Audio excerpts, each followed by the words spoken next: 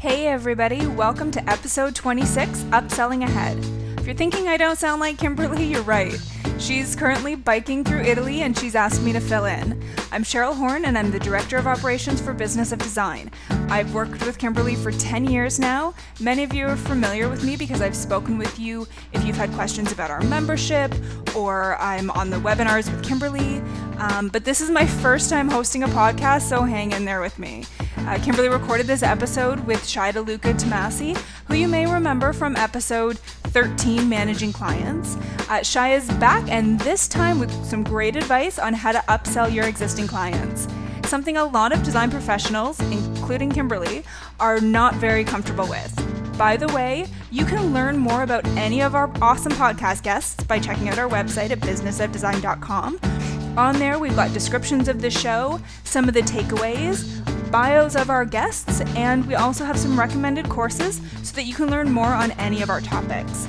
I got a chance to listen to Shai's episode, and the 3 questions that he asks before attempting to upsell are genius. He'll tell you more about them, but essentially, Shai asks himself, does this new product that I'm trying to upsell complement what the client is already buying and what they're looking to achieve? Will this new product benefit the clients? And of course, is this client willing and able to spend more? I think you'll really enjoy this episode, and you can think of Kimberley riding her bike through Sicily as you listen in. Enjoy.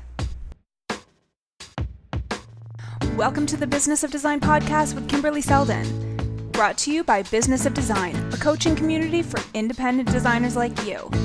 We all know design matters. At Business of Design, we think designers matter too.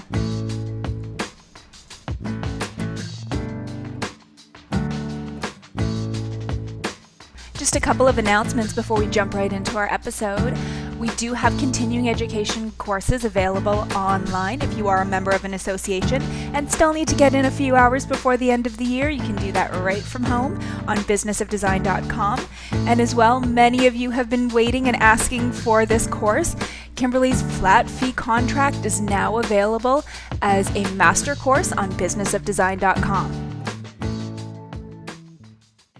I never think of myself as a salesperson, and yet every single day in my career of choice in the interior design industry, I'm selling stuff all the time, right? I'm selling myself and I'm selling goods and product, and Shai is really good at this. I've seen this man in action. I would buy anything from you. So I have a swamp to sell you in Florida. Okay, not that, but anything else. Start by talking about, let's address first how we sell ourselves and how we can get comfortable in that capacity. Mm-hmm. I think, that's the first thing that we're selling. We're selling ourselves. So even before we get to sign a project or sign a client, we're really trying to make that first connection and sign that contract, which essentially is selling ourselves and our business. So I think that, we're a little bit, not a little bit, actually, we're a lot luckier than, we were only 10, 15 years ago, where now, as designers, we're able to showcase our work on via social media or on our websites. Right. Whereas years ago, I remember when I started, I had, a big portfolio, almost like a model that I'd walk around to things with and or to consultations with. They'd have to actually then show the people the work at that point. And, it was always, you're so right. Yeah, it's easier now. Yeah, it's much easier. And people can kind of see what you've done. So it's not a surprise to them when you show up and they say, oh, we really, really don't like that, or that's not really our aesthetic. They've already kind of pre-screened you, if you will. That's good. That saves us all time, doesn't it?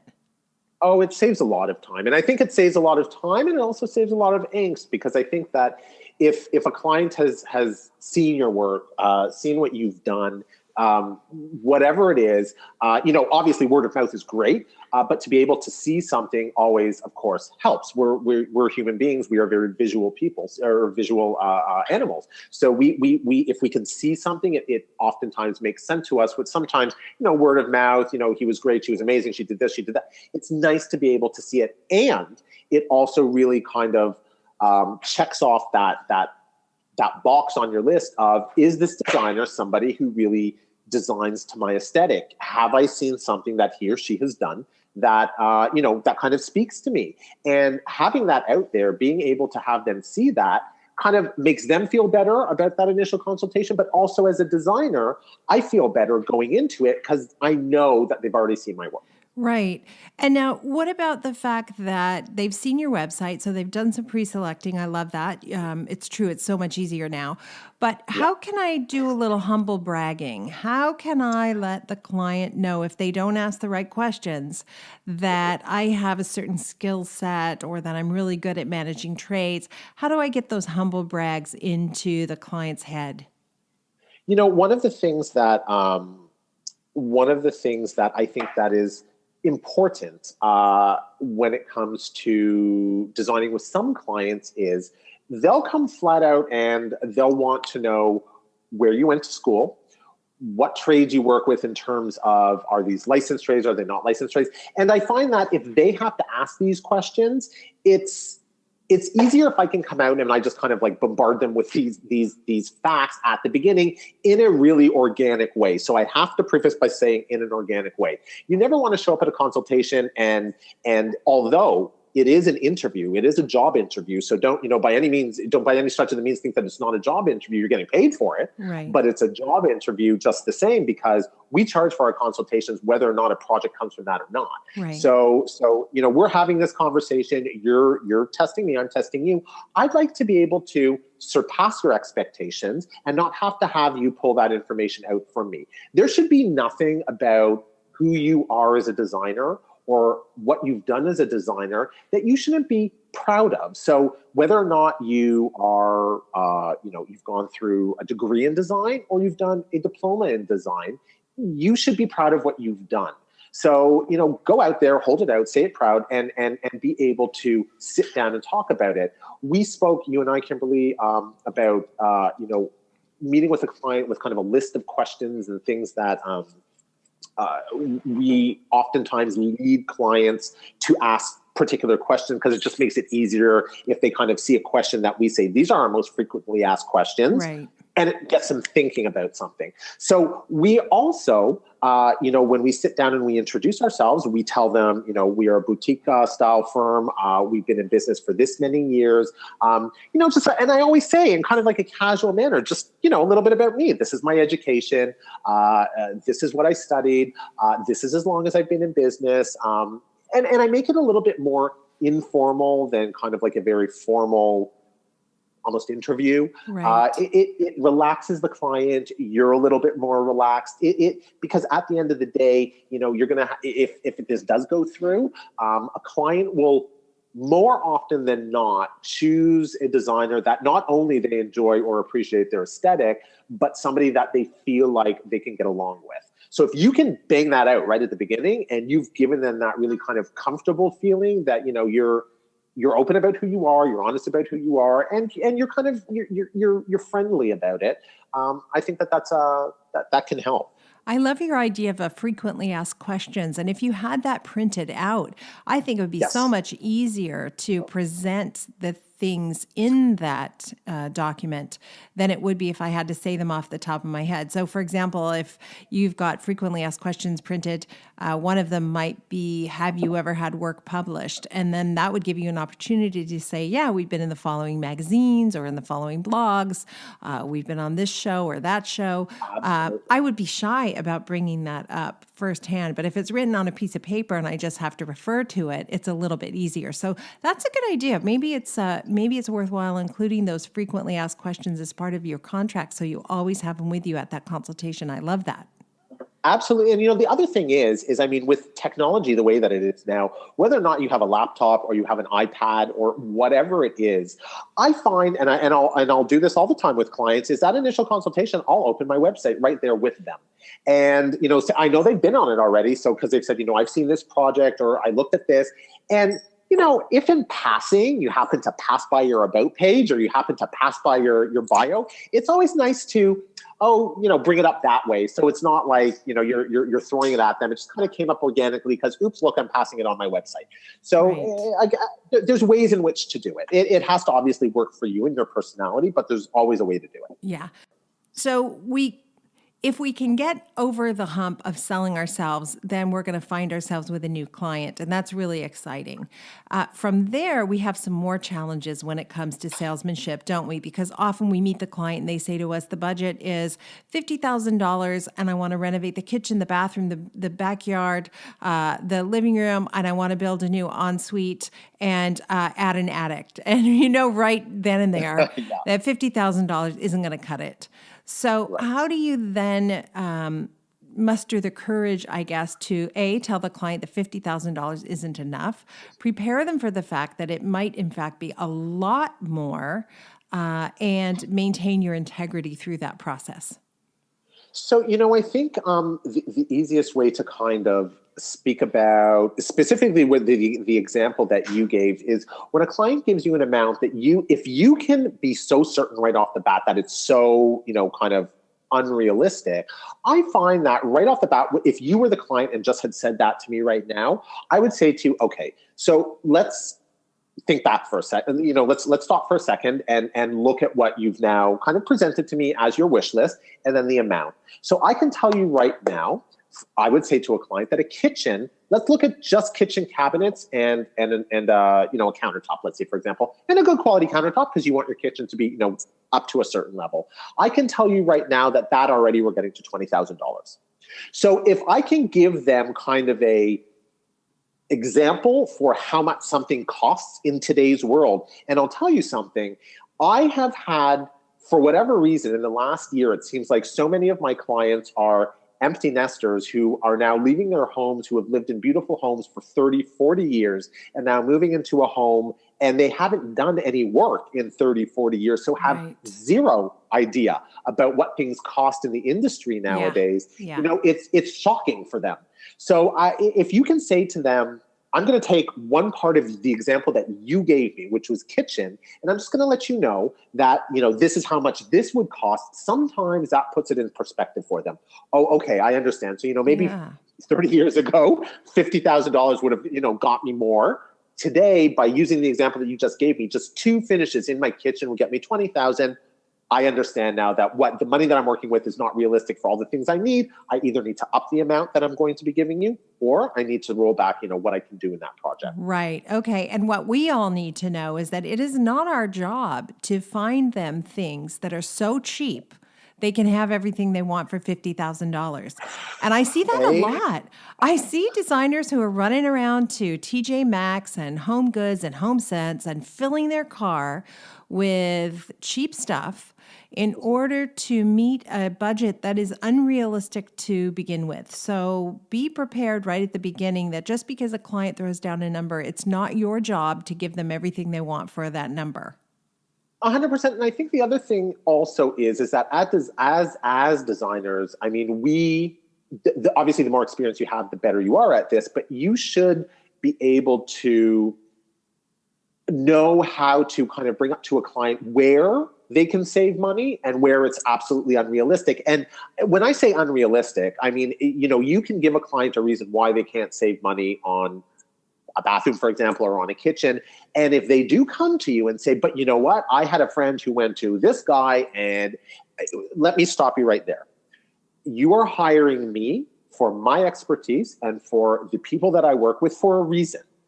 The guy who did your friend's kitchen, that's fantastic. That's great. But then that's not me. So when clients hear all of a sudden that, hold on a minute, he's correct. I can't expect somebody to work with a trade that perhaps is beneath the level that they always deliver and expect that level is going to be delivered. What a client has to understand, again, is that at the end of the day, if they're trying to get you to do things on the cheap because they heard from John or from Mary or from whatever, that they have a friend who's able to do, how many times have you heard, my brother-in-law's an electrician, he can do it for, right.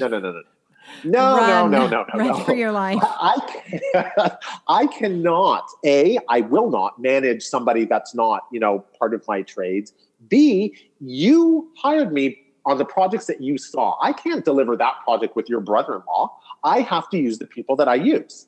Yeah. And I think that kind of helps that. Yeah, absolutely. And part of it is that we've been at it a while, it gets a little bit easier. So if you're listening and this is hard for you, we get that. But the more you talk about it and the more you hear from others, hopefully, the easier it will get. Absolutely. So then the reality is there's a lot of things that have to happen before we're able to give clients a price on a finished project from start to finish. And I want us to focus on how do we get that client to spend a little bit more money? And I don't mean I want us to trick the clients into spending more money. That's really not what I'm saying at all. But the reality is sometimes a client, let's say they hire you to just do the kitchen. And while you're there just doing the kitchen, you realize that the adjoining hallway is a big hot mess. And no matter how beautiful the kitchen is, it's right open to this hallway, which is really going to impact the overall impression of the money that they're spending in the kitchen. So how do you have the courage then to bring up the fact that, if we would tackle the hallway at the same time, it's really going to increase your enjoyment of the kitchen? What would you say to designers who are afraid of that conversation? Okay, so I think that I'm going to give listeners now 3 tips that I kind of keep in my tool bag that are the 3 questions that I ask myself even before I say, okay, yes, I'm now going to kind of start my spiel for the upsell. So the 3 things that I always ask myself are, 1, does the product complement the item that the customer is buying? So this upsell, this thing that I can kind of see, the hallway in your example, does it complement what the customer is already buying? And we'll get into why I say that in a second. The second question that I ask myself is, will this product really benefit them? So am I just saying, or is it really going to add some added value? Is it really going to have a great benefit for them? And 3, I should know by that point or at some point, are they really willing to spend more? Are they that client that says to you, $50,000, that is all I am spending. That is my final, I can't go up anymore for whatever reason, whether they want to or whether they, but if you know that about the client, then that'll also help when it comes to the upsell. So if you go back to the first one, does the client complement the item, does the product complement the item that the customer is buying? This goes and pertains to upsells and kind of cross sales. When it's relevant to the original purchase, if you will. So when you're upselling, you see it as almost as a better version of what they're buying into, or is it a project that goes together with their purchase? It's much easier to be able to explain to a client why it is that you think that this is better when you can say to them, it's a complement to what you're doing and not almost as a side thing. Sometimes clients will feel, and sometimes we are doing it, we look at one room and we see the potential in another room, and right away we jump into that.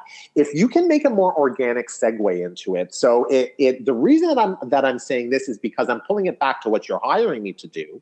That to them makes more sense. Oh, okay, he's not just trying to get another, to perhaps increase the sale or make a bigger project for himself. The reason he's saying this is because it somehow complements what I'm hiring to do now. So it's not unrelated to the initial purchase. The initial purchase is the kitchen, the hallways adjacent, or you look out into the backyard and you can see the patio furniture is from the 1940s, and you think, you're going to be standing at your new kitchen sink every day.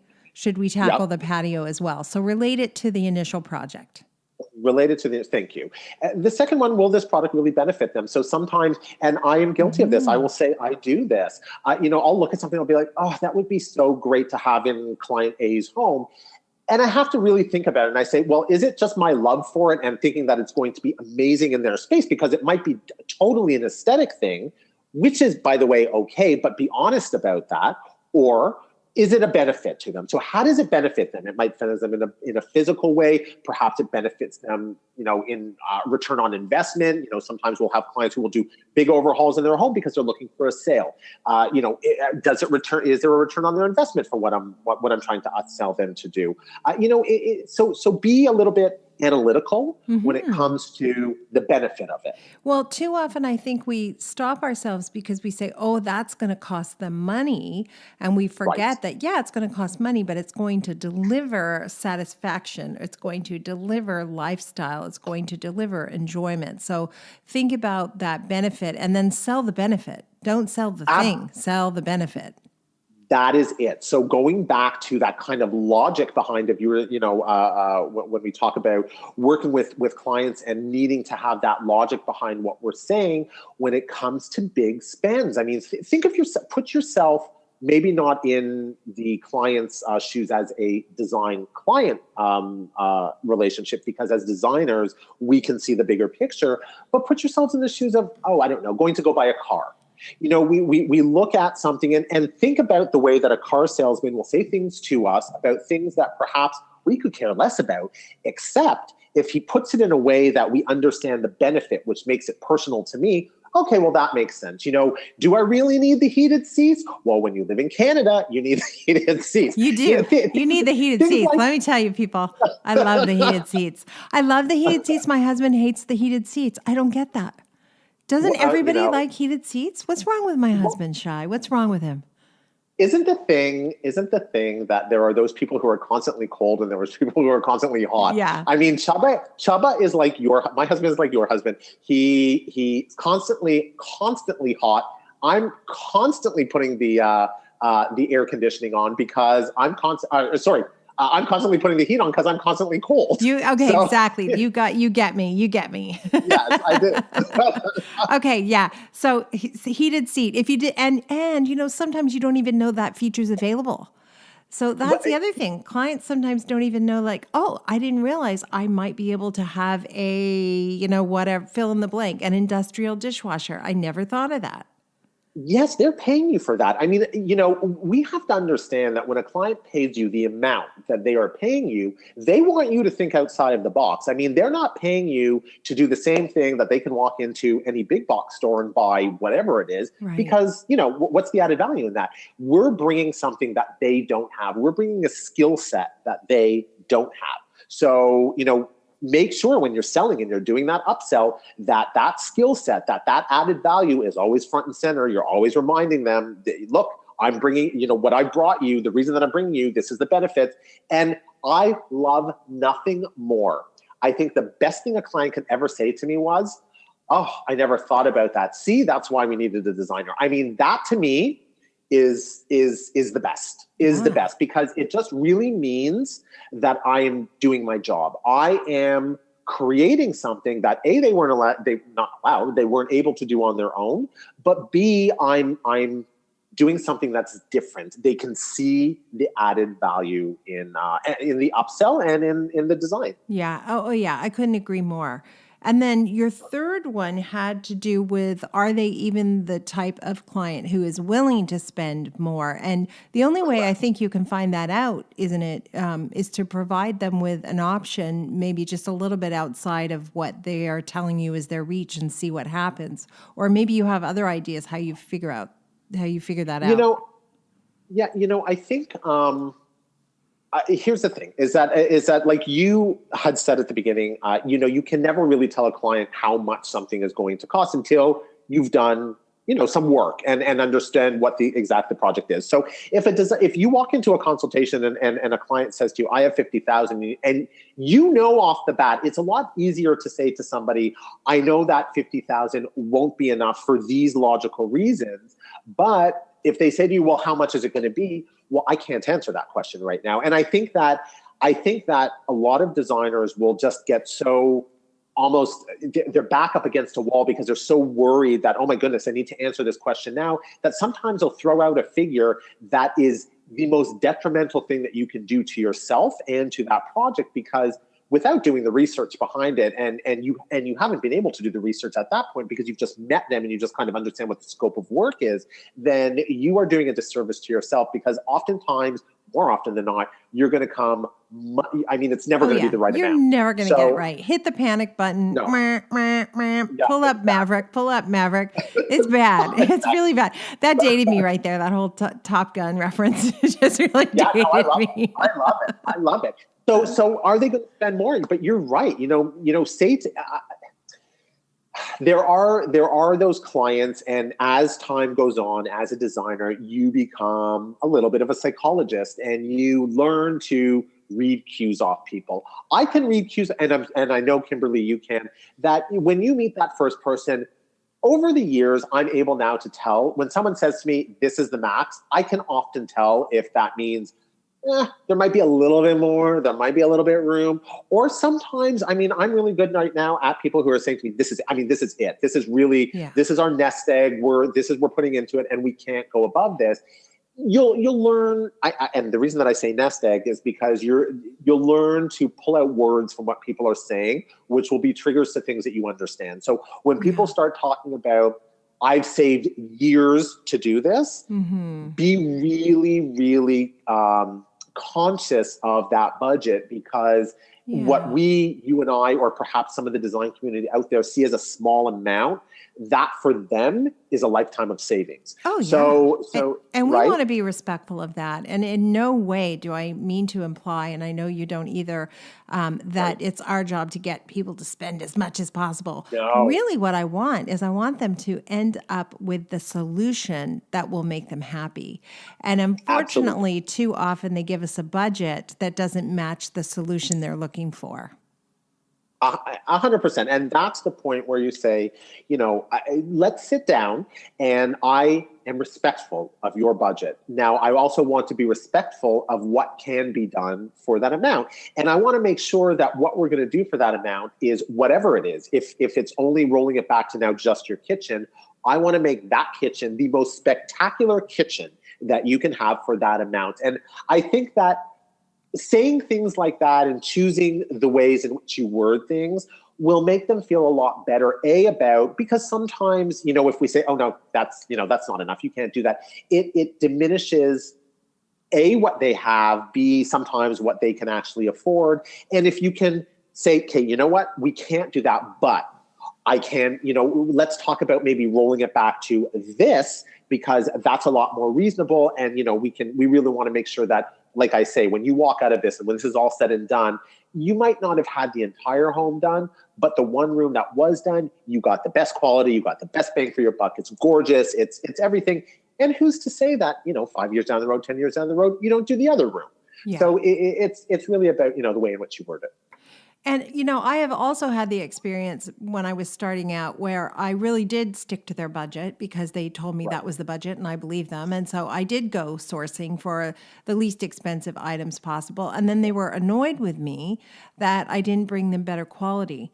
So, and that's really confusing. When you're first starting out, you're like, but you told me you wanted to spend 50. And so I worked really hard to allow you to spend 50. And then they're angry at you. So it goes back to what you said, which is you do have to do a little sleuthing. You do have to be a bit of a detective.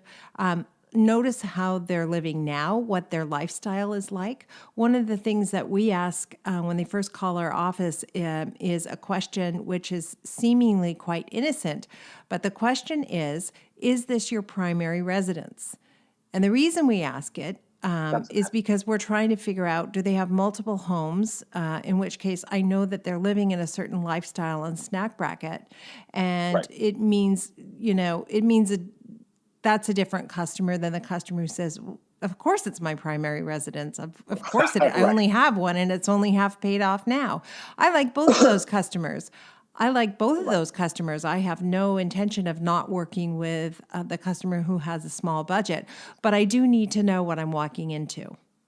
Absolutely, I agree. And I think one of the other things that I think makes that upsell or can be a tool, in your tool bag is when it gets to the point where you are doing an upsell for something specific. So let's get into a second, something you were talking about more broader kind of, the living room into the hallway or into the kitchen. But when you're looking at products and you're able to show the clients what the benefit of that upsell is. And when I say that, sometimes, we're selling our services and clients agree. Sometimes you need to be able to show a client, when it goes back to that logic, show a client what you mean by, listen, I think I understand that when you look at sofa A and it is $2,400 and you look at sofa B and it is $12,000, you say to me, there's no added value in that $12,000 sofa. They look the same, they feel the same. Okay, let's break it down. So I will take the time to say to a client, you have to understand that when you sit on a sofa at the very beginning, it might feel fantastic because no one has used it. But let's break it down and understand what you're getting. Let me show you what is on the inside. So I will take the time to say, you're getting this construction, you're getting this type of wood, you're getting this, and this, and I am showing you where that money is going. You might not be able to see it looking from the outside, right? But you have to understand that there's so much more going on the inside that you are paying for. So, and being able to show them that is I find a key tool. Yeah. And everybody has a different point that they'll get excited about. Like for some customers, I'm going to give a gross generalization here.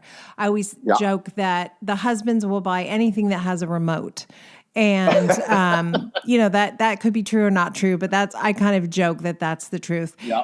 Where I find a lot of times the females don't care as much about whether or not the blinds have a remote, the audio system is remote, et cetera, but they care very much about the draperies. And the guys are like, nah, I could care less if there's anything on the window. So, but your point is, if you've made the suggestion, then don't just give up. Be able to tell them why you're making the suggestion and what the benefits are of that upsell. It's funny because in the example that you just gave me now, I mean, as designers, we're constantly thinking, as upsellers, we're constantly thinking. You gave me the example of the husband that says, I don't care what's on the windows. I just care, about my TV. But okay, that's fine. Your optimal TV viewing is going to be affected by the fact that you're going to have poor window treatment. Oh, now they're into it, right? Now you've convinced them that you're on the ball. Exactly.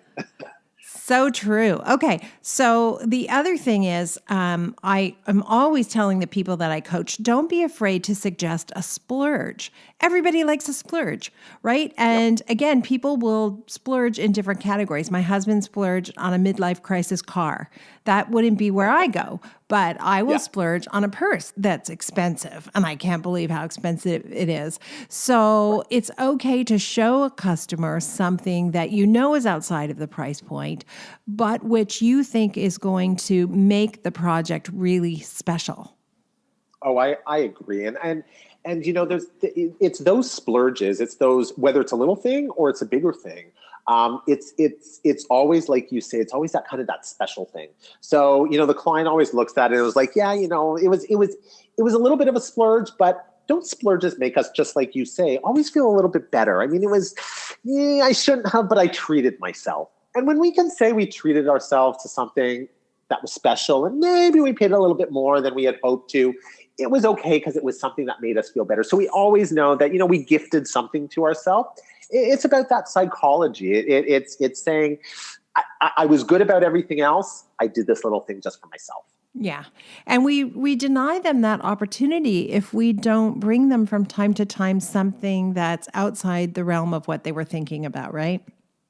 Absolutely. I mean, I think that, I always say every good space has an unexpected something. And when I say that, it could be an unexpected piece of furniture, an unexpected finish in terms of like design styles or whatever it is. But for the client, it could just be something that's unexpected that they didn't even think about because perhaps, like you say, it was outside of the realm of what they thought was appropriate or right for the space, or maybe they didn't really think about that little splurge because they were so worried about the overall kind of price points of where everything else was going to be. They were so concentrating on the big picture that when you bring them that little thing, it's a bigger thing to them.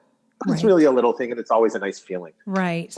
I know, too, when I do the presentation and I'm going through the price of everything, it does feel good to be able to say, like, oh, this item was very inexpensive. Can you believe it? Or, I found this vintage coffee table. It's a great shop. It just came in. It's $475. It's perfect. I think we should grab it. And then a few items down, I'll say, okay, you remember the coffee table that was so affordable?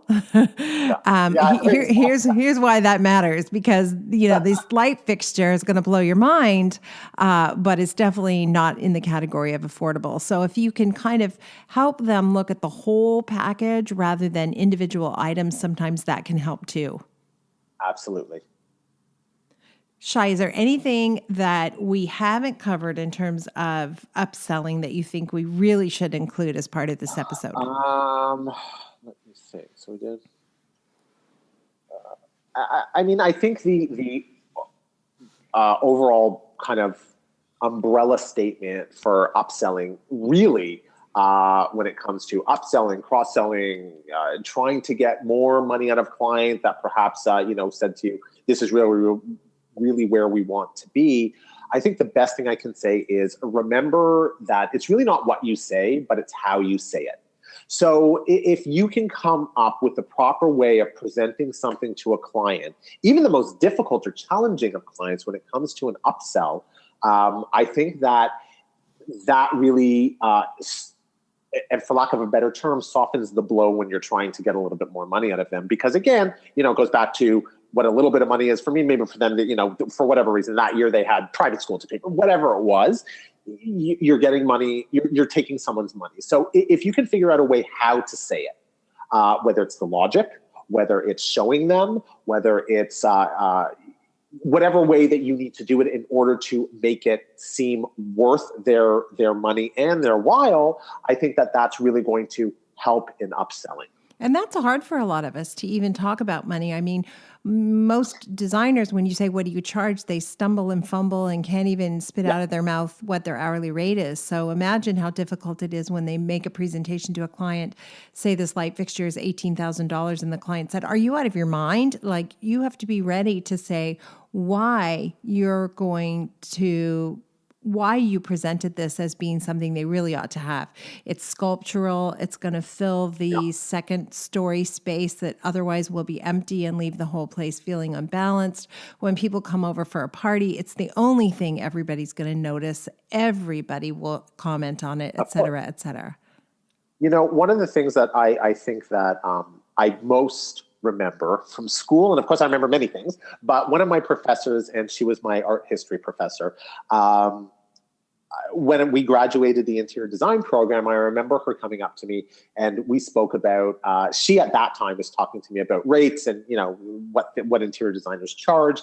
And this was in New York. So the fee schedule in a metropolitan center like that was much higher, obviously, than maybe some of the smaller cities, wherever you are. But the idea was, if you're taken aback by the question when someone says what to charge, she said, think of how that would feel if you were sitting at one side of a desk and at the other side of the desk was a plastic surgeon. And if you say to that plastic surgeon, I want to get whatever procedure done, and well, what do you charge? If that doctor starts hemming and hawing about and then seems uncomfortable about what, there is no way. Right. You're not touching me, buddy. No, you're not touching me. She said, so, think about a person's home as almost like a temple. So, they say our body is our temple, but this is their home. Their home is their castle, is the cliche. You are touching that personal thing to them. If you're iffy or unsettled or uncomfortable about saying what you charge, meaning that you're a little bit uncomfortable about what you think your value is, then, as a client, I would second guess wanting to hire you. It's such a good point. And by the way, nobody's rushing to line up to get plastic surgery by the guy who's the cheapest. No. Right? No. That's not a thing. So it's okay to have a rate that is consistent with the value and experience you bring to the table. And then it's okay to stick to that rate and not negotiate it.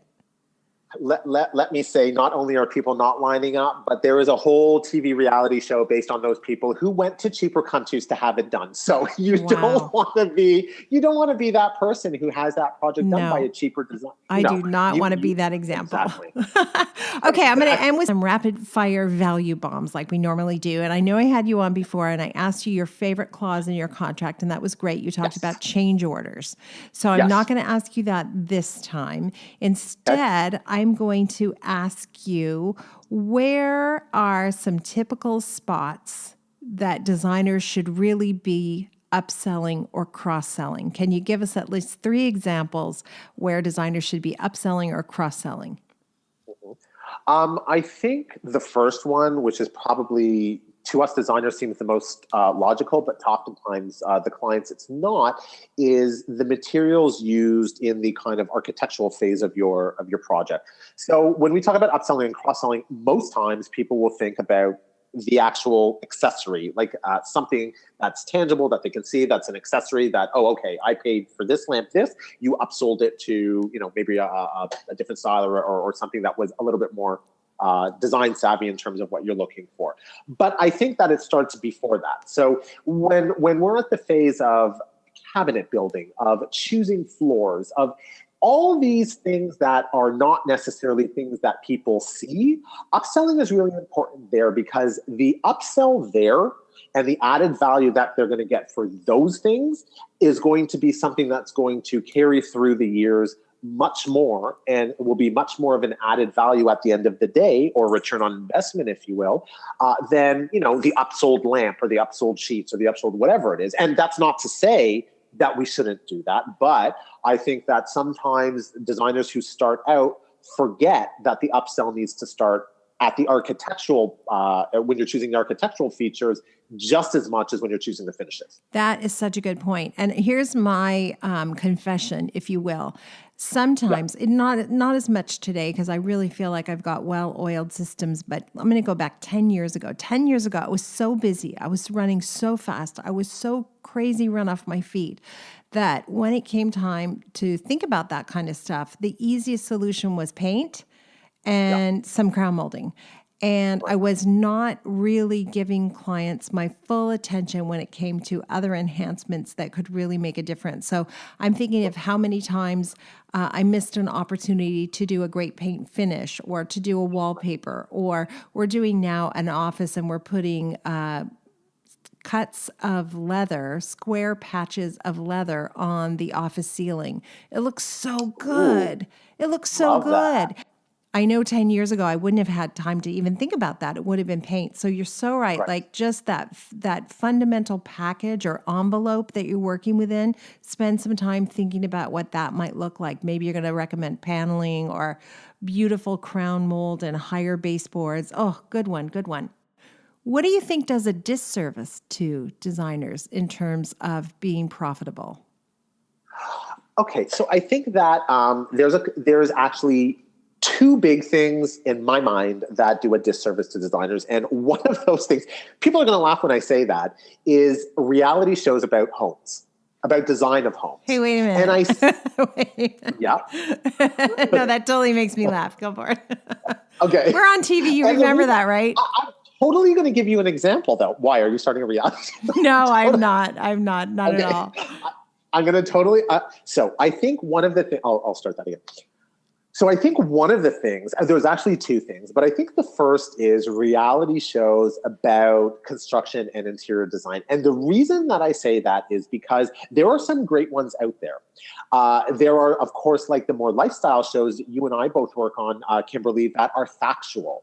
Oftentimes with these reality shows, so many things happen that are visual or aesthetic only, and people don't understand, and it's not because they're trying to hide it, but there's a lot that goes on behind the scene that people don't know necessarily, that has brought the project to the visual that they are seeing on their screen. Is it something that's permanent? Is it something that, did the client have to add more money for it? What was the total budget? I mean, these are all things that they don't know. And we see things and it's brought to us so easily. And it seems that, my goodness, these TV people are doing a project in 48 hours. Well, you can certainly get something. Yeah, well, they're doing it in 48 know, hours and we're seeing it in 22 minutes, right? Exactly. You're so exactly. right. You are so right. You and I work on TV. We will do segments that sometimes take, however many hours it takes to do those segments. And when it's all edited down, it's 1:30.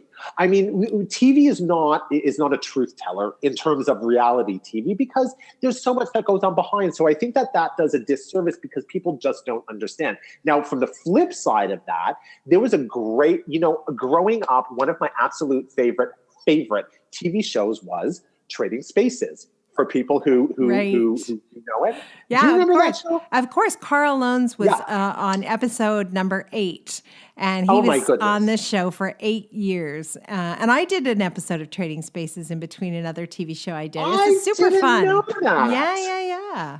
I loved that show, and I thought it was so fun and so creative. And by the way, I think it's coming back. But I think they were saying they're having some sort of a reunion or something like that. That is beside the point. Oh my gosh, but too funny. I remember one episode that sticks out in my mind so clearly. And I'm not going to, we no need to bring up the designer, but there was a designer who had done a treatment on a wall that included gluing hay on a wall because he was trying to create some sort of barn feel or whatever it was. Do you know that I remember this totally? I'm sure you do. And so he put hay on the wall, and I remember thinking to myself, that is the biggest fire hazard I've ever seen. Yeah. And it was great TV, and it ended up looking fantastic. But as a design professional, you and I can look past the aesthetic of it and say, hold on a second. A, that's not to code. B, that, all these things. So I think that, we have to understand as designers, I'm able to laugh about it. I tell the story all the time to clients. And I think that having that story, for people who are listening, being able to tell that story that I told, please feel free to use it, is a great way to say to a client who says to you, I saw this on TV, I'd love to do that. If you find yourself in a situation with those types of clients that see things on TV and immediately want that done in their home, it's a great story to kind of say, hold on, let me give you a reality check right now, because it looked great on TV, but that's not reality. Right. So number two, or my second kind of point to which is somewhat of a disservice to us as the design community, are the overstock stores that are out there. And when I say that, I do not mean by any stretch of the imagination to disrespect those stores, because I think they're fantastic for certain things. But I think that it takes away from the reason that something is in an overstock store. We need to understand this is a couple of reasons. It could be they produce too many and there were quality issues with them. It could be that they are so old that they're no longer kind of, trendy pieces. It could be many reasons. But what you always need to understand is when you're going into an overstock store or one of these big box stores that sells overstock items, there is a reason that it's not in the main shop. Whatever that reason is, doesn't necessarily mean that, it has to matter but there's a reason for it. So why do I say it's a disservice? Because as designers, we always try to be, cutting edge and bringing the latest and the greatest. And we want to make sure that our clients are getting the best of what we can offer. And if you are saying to a client, I'm recommending this coffee table for $4,500 as opposed to, the client says, well, I can go to this store and I can pick up a coffee table for $250. Well, yes, you absolutely can. Of course you can.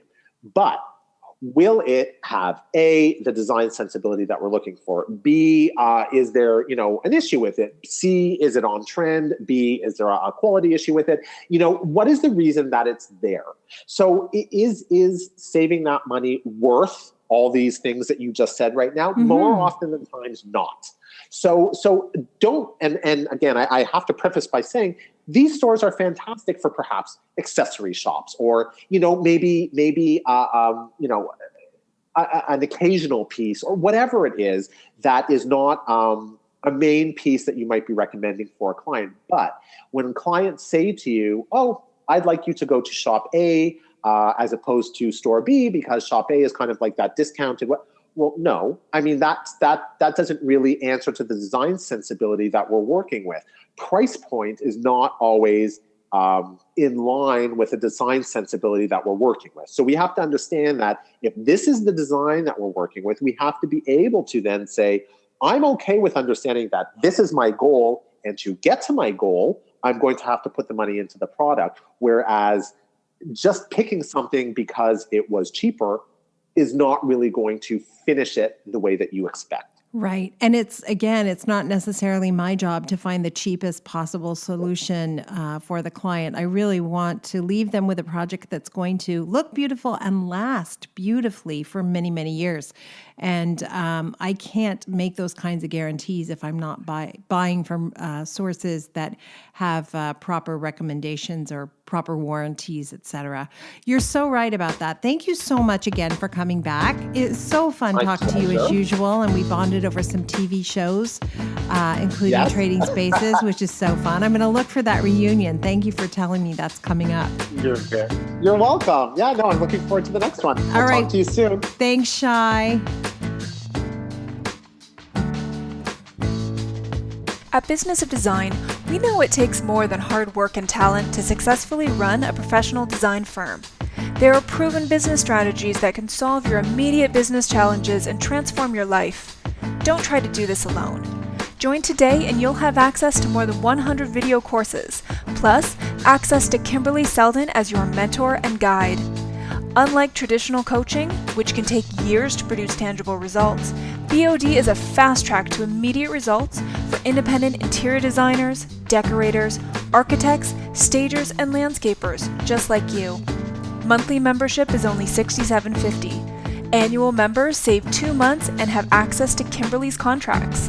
What are you waiting for? Together, we will achieve extraordinary results. Start today.